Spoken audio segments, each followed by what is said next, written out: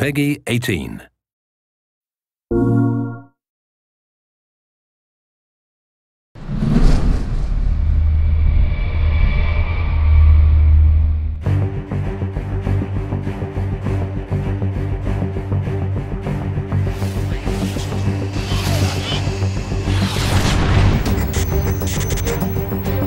For the first time, the PS Vita really provided a mobile platform that was capable of really offering a proper FPS experience.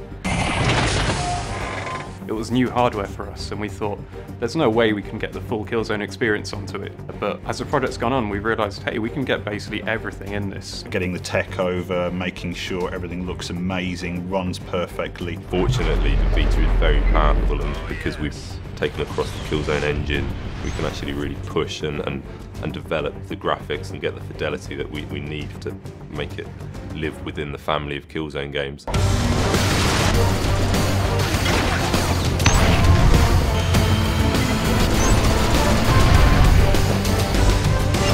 It's pretty surprising how much detail you can make out on the screen, even if you think it's just a handheld. The screen's pretty big and really clear, so when you're holding it that close, in some ways it's the equivalent to sitting, 10 feet away from a TV screen. You assume that you can barely make out any of the little fine details, but you really can. It's still a really high-definition platform. There's an intro to one of the missions that sees you dive in and on a kind of wingsuit.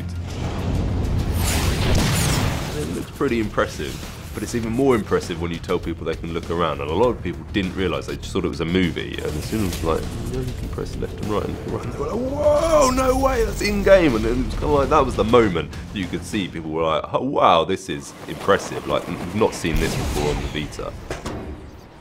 I think the handheld platform really allowed us to look at the underlying structure of the Killzone game and reimagine it as an experience that can be played anywhere, anytime, and kind of in any way. You can play really short bursts of game and put it down and come back to it later. You can play multiplayer on the move, just over Wi-Fi. We were trying to offer something that people could just pick up and play with that kind of immediacy that you don't always get with a home console game. Get rich and get out.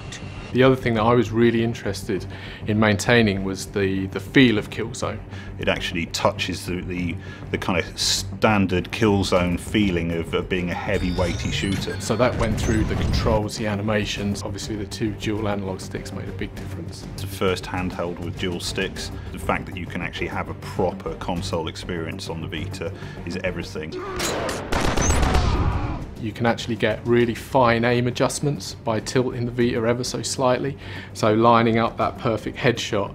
If you're not great with the sticks, you can actually use the device itself just to get that. The button setup is great for a first-person shooter. We've obviously leveraged some of the touch elements in where appropriate. We have the brutal melee system now, which rather than just being a button press, it will now put you and the guy that you're attacking into a synced animation, and you'll then have a window to put the gesture in on the touchscreen.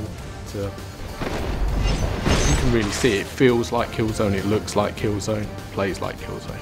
Quite simple really, the PS Vita is such an amazing piece of kit. Killzone's a perfect title to bring over to it. We can really do Killzone justice on the Vita. Now kick back and enjoy the show!